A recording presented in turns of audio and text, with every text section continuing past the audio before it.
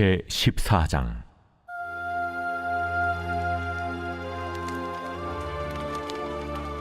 이스라엘 장로 두어 사람이 나와 내 앞에 앉으니 여호와의 말씀이 내게 임하여 이르시되, 인자야, 이 사람들이 자기 우상을 마음에 들이며 죄악의 걸림돌을 자기 앞에 두었으니 그들이 내게 묻기를 내가 조금인들 용납하랴. 그런즉 너는 그들에게 말하여 이르라. 나 주 여호와가 말하노라. 이스라엘 족속 중에 그 우상을 마음에 들이며 죄악의 걸림돌을 자기 앞에 두고 선지자에게로 가는 모든 자에게 나 여호와가 그 우상의 수요대로 보응하리니, 이는 이스라엘 족속이 다 그 우상으로 말미암아 나를 배반하였으므로 내가 그들이 마음먹은 대로 그들을 잡으려 함이라. 그런즉 너는 이스라엘 족속에게 이르기를, 주 여호와의 말씀에 너희는 마음을 돌이켜 우상을 떠나고 얼굴을 돌려 모든 가증한 것을 떠나라. 이스라엘 족속과 이스라엘 가운데 거류하는 외국인 중에 누구든지 나를 떠나고 자기 우상을 마음에 들이며 죄악의 걸림돌을 자기 앞에 두고 자기를 위하여 내게 묻고자 하여 선지자에게 간 모든 자에게는 나 여호와가 친히 응답하여 그 사람을 대적하여 그들을 놀라움과 표징과 속담거리가 되게 하여 내 백성 가운데서 끊으리니 내가 여호와인 줄을 너희가 알리라. 만일 선지자가 유혹을 받고 말을 하면 나 여호와가 그 선지자를 유혹을 받게 하였음이거니와 내가 손을 펴서 내 백성 이스라엘 가운데서 그를 멸할 것이라. 선지자의 죄악과 그에게 묻는 자의 죄악이 같은즉 각각 자기의 죄악을 담당하리니, 이는 이스라엘 족속이 다시는 미혹되어 나를 떠나지 아니하게 하며 다시는 모든 죄로 스스로 더럽히지 아니하게 하여 그들을 내 백성으로 삼고 나는 그들의 하나님이 되려 함이라. 주 여호와의 말씀이니라. 여호와의 말씀이 또 내게 임하여 이르시되, 인자야, 가령 어떤 나라가 불법을 행하여 내게 범죄함으로 내가 손을 그 위에 펴서 그 의지하는 양식을 끊어 기근을 내려 사람과 짐승을 그 나라에서 끊는다 하자. 비록 노아, 다니엘, 욥 이 세 사람이 거기에 있을지라도 그들은 자기의 공의로 자기의 생명만 건지리라. 나 주 여호와의 말이니라. 가령 내가 사나운 짐승을 그 땅에 다니게 하여 그 땅을 황폐하게 하여 사람이 그 짐승 때문에 능히 다니지 못하게 한다 하자. 비록 이 세 사람이 거기에 있을지라도 나의 삶을 두고 맹세하노니 그들도 자녀는 건지지 못하고 자기만 건지겠고 그 땅은 황폐하리라. 가령 내가 칼이 그 땅에 임하게 하고 명령하기를, 가라 그 땅에 돌아다니라 하고 내가 사람과 짐승을 거기에서 끊는다 하자. 비록 이 세 사람이 거기에 있을지라도 나의 삶을 두고 맹세하노니 그들도 자녀는 건지지 못하고 자기만 건지리라. 나 주 여호와의 말이니라.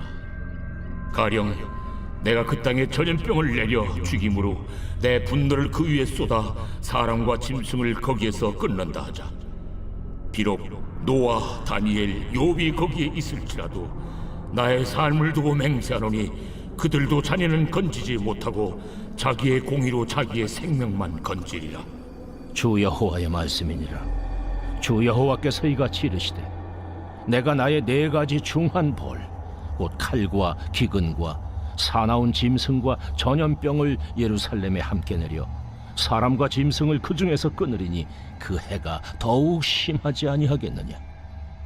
그러나 그 가운데에 피하는 자가 남아있어 끌려나오리니 곧 자녀들이라. 그들이 너희에게로 나아오리니 너희가 그 행동과 소행을 보면 내가 예루살렘에 내린 재앙, 곧 그 내린 모든 일에 대하여 너희가 위로를 받을 것이라. 너희가 그 행동과 소행을 볼 때에 그들에 의해 위로를 받고 내가 예루살렘에서 행한 모든 일이 이유 없이 한 것이 아닌 줄을 알리라. 주 여호와의 말씀이니라.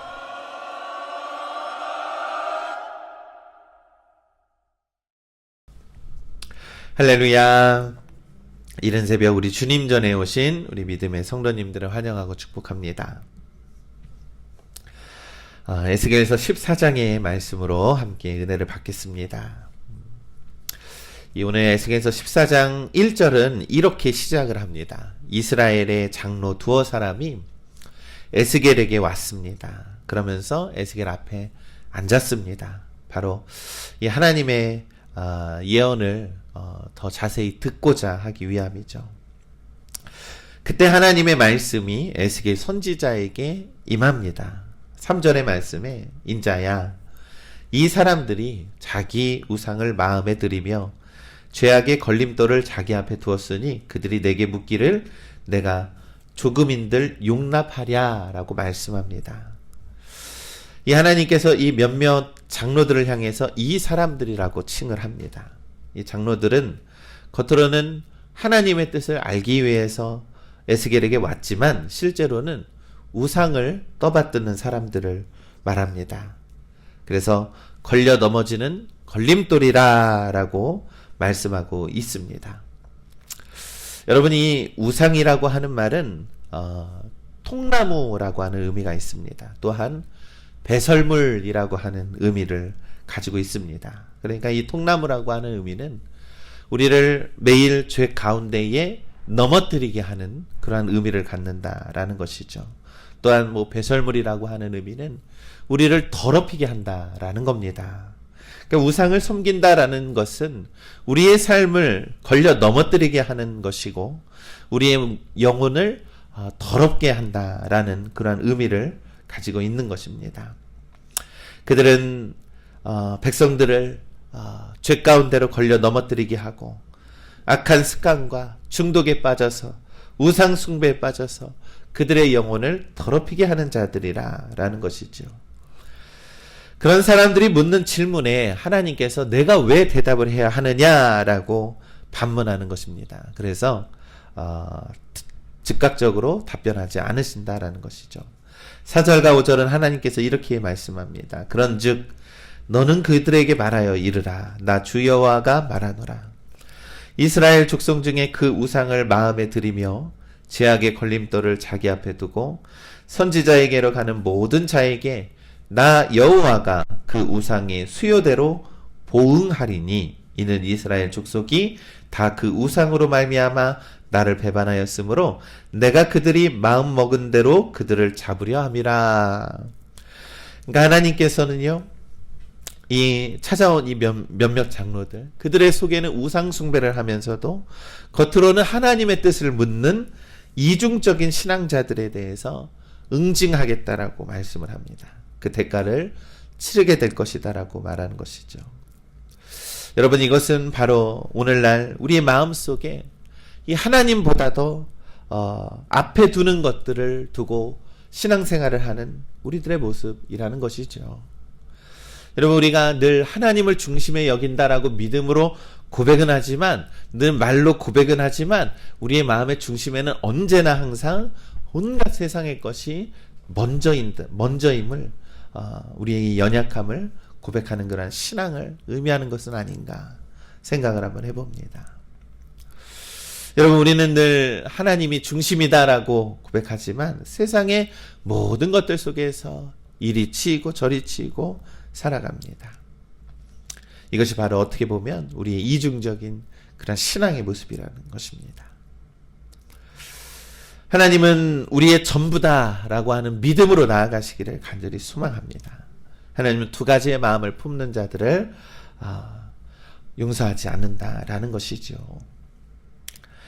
또한 하나님께서 말씀합니다. 이 선지자에게로 가는 모든 자에게서 말하는 이 모든 자는요, 사람이라는 뜻입니다. 각각의 사람이라는 겁니다. 그래서 하나님께서는요, 이 이스라엘에 있는 두 마음을 품은 자들을 이 무더기로 처리하는 것이 아니라 한 사람 한 사람에게 응하겠다라는 것을 의미하는 것이죠. 여러분, 이로써 우리의 신앙은요, 철저하게 하나님과의 관계를 우리가 최우선순위에 두어야 한다라는 겁니다. 왜냐하면 하나님은 한 사람 한 사람에게 그렇게 따지고 묻고 응대하겠다라고 말씀하고 있는 것입니다.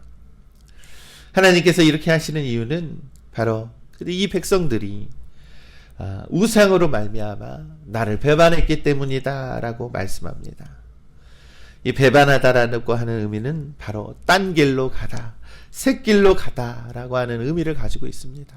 여러분, 여러분, 우리의 죄는요, 하나님과의 관계가 멀어지고 하나님의 뜻을 따르지 않고 하나님이 가라 하시는 길을 벗어나서 온갖 세상의 길로 가는 것이 바로 우리의 죄라는 것입니다.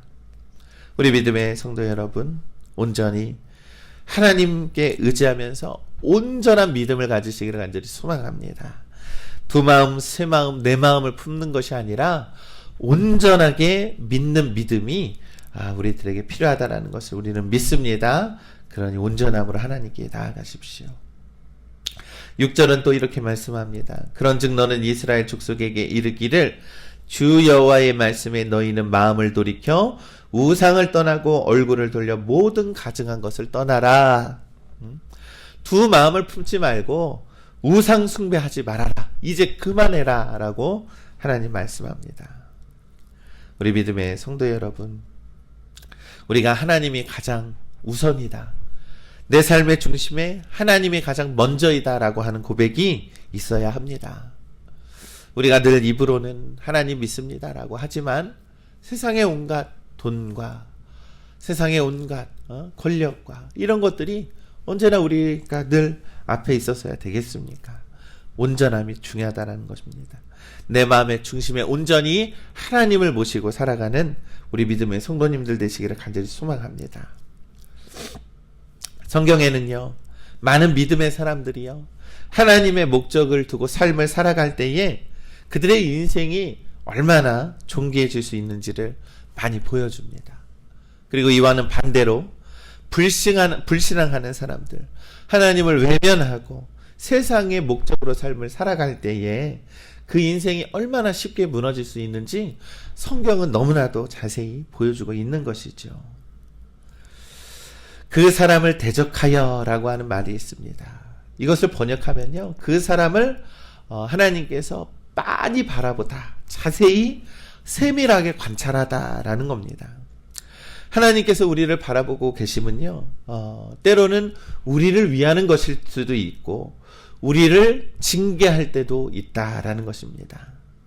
우리가요, 하나님을 온전히 바라보고 하나님의 목적을 우리의 삶의 중심으로 삼을 때 하나님께서는 우리를 바라보심, 바로 우리를 세밀하게 관찰하시고 우리를 위하는 길로 인도해 주시고, 또한 세상의 목적으로 삼을 때에 우리를 징계하심으로 다시금 우리를 돌이켜서 그의 길로 인도해 주심을 믿습니다. 그것이 바로 하나님의 인도하심임을 우리는 믿습니다. 그러니 우리 믿음의 성도 여러분, 하나님을 중심으로 삶을 살아가는 우리 믿음의 성도님들 되시기를 간절히 소망합니다. 9절과 10절은 이렇게 말씀합니다. 만일 선지자가 유혹을 받고 말을 하면 나 여호와가 그 선지자를 유혹을 받게 하였음이거니와 내 손을 펴서 내 백성 이스라엘 가운데서 그를 멸할 것이라. 선지자의 죄악과 그에게 묻은 자의 죄악이 같은즉 각각 자기의 죄악을 담당하리라.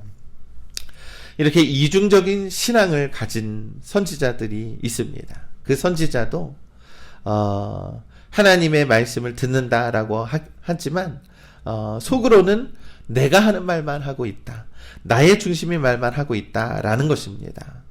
그 둘 다 반드시 심판하리라 라고 하는 말씀인 것입니다.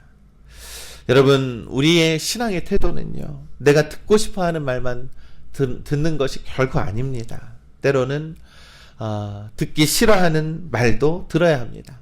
하나님이 책망하는 그 말도 우리 하나님의 말씀이라는 것을 우리가 깨달아 알아야 한다는 겁니다. 하나님의 말씀이 때로는 나를 위로하는 말씀일 때도 있고 나를 징계하는 말씀일 때도 있습니다. 하나님의 명령일 때도 있고 내 삶을 고치라고 하는 그런 그런 말씀일 때도 있습니다. 그것이 바로 하나님의 말씀이죠. 우리가 하나님의 말씀을요, 내가 원하는 말씀만 골라먹는 그런 말씀으로 여기면 안 된다라는 겁니다. 그러면서 12절과 23절 하나님께서 심판하실 때에 구원은 개별적으로 이루어지는 것이라고 분명하게 말씀합니다. 그래서 하나님께서는 심판의 때에 자신의 믿음으로 구원을 받는 세 사람에 대해서 말씀을 하고 있는 거죠. 바로 노아와 다니엘과 욥입니다. 그런데도 안타깝게도요, 하나님께서 이렇게 말씀합니다. 이 세 사람은 자기의 공의로 인해서 분명히 구원을 받을 것이지만 그들의 백성들까지는 구원받지 못한다라고 말씀합니다. 이것은 무엇 때문입니까? 바로 이중잣대를 가진 신앙자들이 너무나도 많았고 우상 숭배하는 백성들이 너무나도 많아서 아무리 의인들이 있다고 할지라도 너희들은 심판을 피하지 못하리라 라고 말씀하는 겁니다. 그러면서 이 믿음의 구원을 받은 이 세 사람의 이 믿음의 조상을 말씀하면서 그들의 삶을 다시 한번 조명하고 있다라는 것이죠. 하나님께서 노아에 대해서 말씀합니다. 여러분, 노아는 의인이요 당대의 완전한 자라. 그는 하나님과 동행하는 자라고 성경은 말씀하고 있습니다. 여러분, 노아가 살았던 시대 어땠습니까? 노아가 살았던 시대에도 죄악이 너무나도 가득했죠. 성경은 어떻게 말씀하냐면 사람들이 계획하는 모든 것들이 악했다라고 성경은 기록합니다. 그 결과가 무엇입니까? 결국 노아의 가족들만 구원을 받고 모든 백성들이 심판받아서 죽임을 당했다라는 것입니다. 여러분, 다니엘은 에스겔과 동시대의 인물입니다. 이 다니엘이 소년이었을 때 바벨론으로 끌려갔습니다. 그는 그 바벨론으로 끌려갔음에도 불구하고 그들의 문화를 배우지 않았습니다. 오직 하나님을 믿고 의지함으로써 그들의 문화에 젖어들지 않았습니다. 믿음을 지켰다라는 겁니다.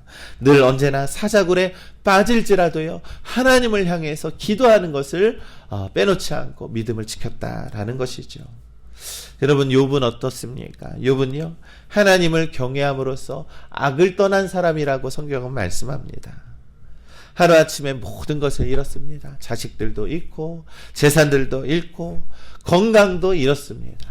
그럼에도 불구하고 그 모든 것들을 원망하고 탓하지 않고 하나님을 바라봄으로써, 하나님께 믿음을 둠으로써 그 모든 고난을 이겨냈습니다. 하나님은 말씀합니다. 오늘 이 시대가 너무나도 악하다. 오늘 이 시대가 너무나도 어둡다라고 말씀합니다. 그런데 여러분, 이 세상이 어두울수록요, 하나님을 의지하는 그 빛의 자녀들은요, 빛의 사람들은요, 오히려 빛나기 마련이다라는 것이죠. 어두울수록 우리가 믿음을 발휘해야 하는 것이 바로 지금 이때라는 것입니다. 그럴 때에 우리는 더욱더 빛나게 될 것을 우리는 믿습니다. 그것이 바로 믿음의 때, 이 암흑의 때를 살아가는 우리 믿음의 성도가 될 줄을 우리가 믿습니다. 우리 믿음의 성도 여러분, 이 에스겔서는요, 너무나도 황폐한 그러한 암흑의 때를 말합니다. 그들의 죄로 인해서 바벨론의 포로로 이미 끌려왔습니다. 그들의 삶은 너무나도 처참했습니다. 그 원인이 무엇입니까? 우상 숭배했던 거고, 이중 믿음을 가졌던 거고, 이 너무나도 하나님의 뜻을 저버리는 가증한 짓을 너무나도 많이 했기 때문이죠. 이럴 때 바로 오늘날 이 세상을 의미하는 것 같지만 그럼에도 불구하고 이 암흑의 때에 우리가 정말로 믿음을 잃지 않고 믿음을 발휘하며 살아가야 하는 것임을 우리에게 가르쳐주고 있습니다. 사랑하는 우리 믿음의 성도 여러분, 오늘도 우리 믿음을 발휘하며 살아가시기를 간절히 소망합니다.